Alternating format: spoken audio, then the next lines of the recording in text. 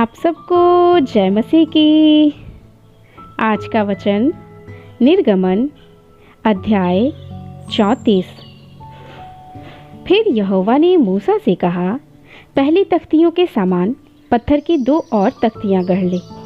तब जो वचन उन पहली तख्तियों पर लिखे थे जिन्हें तूने तोड़ डाला, वे ही वचन मैं उन तख्तियों पर भी लिखूंगा। सवेरे तैयार रहना और भोर को सीने पर्वत पर चढ़कर उसकी चोटी पर मेरे सामने खड़ा होना। तेरे संग कोई न चढ़ पाए, वरन पर्वत भर पर कोई मनुष्य कहीं दिखाई न दे, और न भेड़ बकरी और गाय बैल भी पर्वत के आगे चढ़ने पाए। तब मूसा ने पहली तख्तियों के समान 2 और तख्तियां गढ़ी और भोर को उठकर अपने हाथ में पत्थर की वे दोनों तख्तियां लेकर यहोवा की आज्ञा के अनुसार सीनै पर्वत पर चढ़ गया। तब यहोवा ने बादल में उतरकर उसके संग वहां खड़ा होकर यहोवा नाम का प्रचार किया। यहोवा उसके सामने होकर यूं प्रचार करता हुआ चला, यहोवा यहोवा ईश्वर दयालु और अनुग्रहकारी, कोप करने में धीरजवंत और अति करुणामय और सत्य, हजारों पीढ़ियों तक निरंतर करुणा करने वाला, अधर्म और अपराध और पाप का क्षमा करने वाला है, परंतु दोषी को वह किसी प्रकार निर्दोष न ठहराएगा।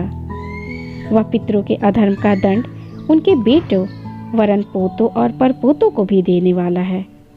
तब मूसा ने तुरंत पृथ्वी की ओर झुककर दंडवत किया और उसने कहा, हे प्रभु, यदि तेरे अनुग्रह की दृष्टि मुझ पर हो तो प्रभु हम लोगों के बीच में होकर चले।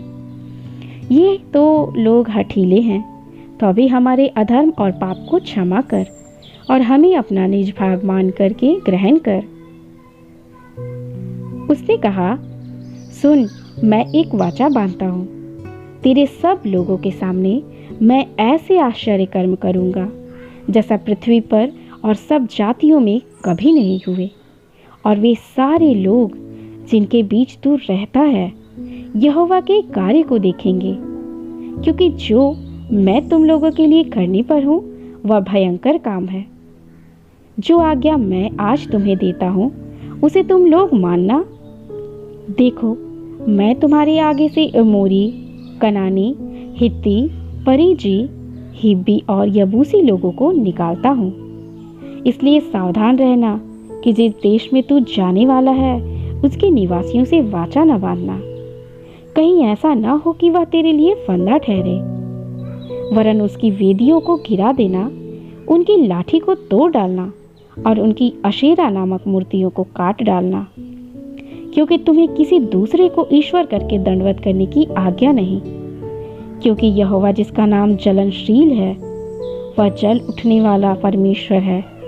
ऐसा न हो कि तू उस देश के निवासियों से वाचा बांधे और वे अपने देवताओं के पीछे होने का व्यभिचार करें और उनके लिए बलिदान भी करे, और कोई तुम्हें न्योता दे और तू भी उसके बलि पशु का मांस खाए, और तू उनकी बेटियों को अपने बेटों के लिए लाए, और उनकी बेटियां जो आप अपने देवताओं के पीछे होने का व्यभिचार करती हैं, तेरे बेटों से भी अपने देवताओं के पीछे होने का व्यभिचार करवाए। तुम देवताओं की मूर्तियां ढालकर ना बना लेना। अख़मीरी रोटी का पर्व मानना, उसमें मेरी आज्ञा के अनुसार आबीब महीने के नियत समय पर 7 दिन तक अख़मीरी रोटी खाया करना, क्योंकि तू मिस्र में से आबीब महीने में निकल आया है। हर एक पहलौठा मेरा है, और क्या बछड़ा क्या मेमना, तेरे पशुओं में से जो नर पहलौठे हो वे सब मेरे ही हैं। गधी के पहलौठे के बदले मेमना देकर उसको छुड़ाना। यदि तू उसे छुड़ाना ना चाहे तो उसकी गर्दन तोड़ देना, परंतु अपने सब पहलौठों बेटों को बदला देकर छुड़ाना। मुझे कोई छूछे हाथ अपना मुंह न दिखाए। 6 दिन तो परिश्रम करना, परंतु 7वें दिन विश्राम करना, वरन हल जोतने और लवने के समय में भी विश्राम करना। और तू सप्ताहों का पर्व मनाना, जो पहले लवे हुए गेहूं का पर्व कहलाता है, और वर्ष के अंत में बटोरन का भी पर्व मानना।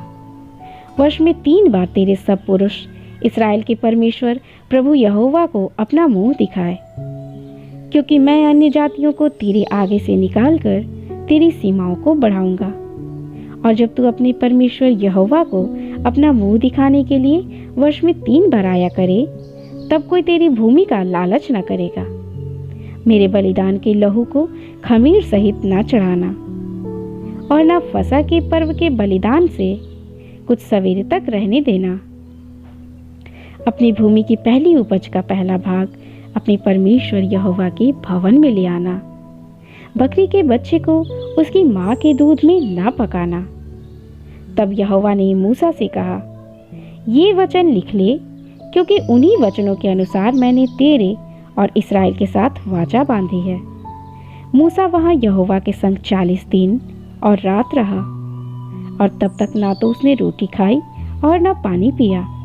और उसने उन तख्तियों पर वाचा के वचन अर्थात 10 आज्ञाएं लिख दी। जब मूसा साक्षी की दोनों तख्तियां हाथ में लिए हुए सीनै पर्वत से उतर रहा था, तब यहोवा के साथ बातें करने के कारण उसके चेहरे से किरणें निकल रही थी, परंतु वह यह नहीं जानता था कि उसके चेहरे से किरणें निकल रही हैं। जब हारून और इस्राएलियों ने मूसा को देखा कि उसके चेहरे से किरणें निकल रही हैं, तब वे उसके पास जाने से डर गए। तब मूसा ने उनको बुलाया और हारून मंडली के सारे प्रधानों समेत उसके पास आया, और मूसा उनसे बातें करने लगा। इसके बाद सब इस्राएली पास आए, और जितनी आज्ञा यहोवा ने सीनै पर्वत पर उसके साथ बात करने के समय दी थी, वे सब उसने उन्हें बताई। जब तक मूसा उनसे बातें न कर चुका, तब तक अपने मुंह पर ओढ़ना डाले रहा। परंतु जब जब मूसा भीतर यहोवा से बातें करने को उसके सामने जाता, तब तब वह उस ओढ़नी को निकलते समय उतारे हुए रहता। फिर बाहर आकर जो जो आज्ञा उसे मिलती उन्हें इस्राएलियों से कह देता था।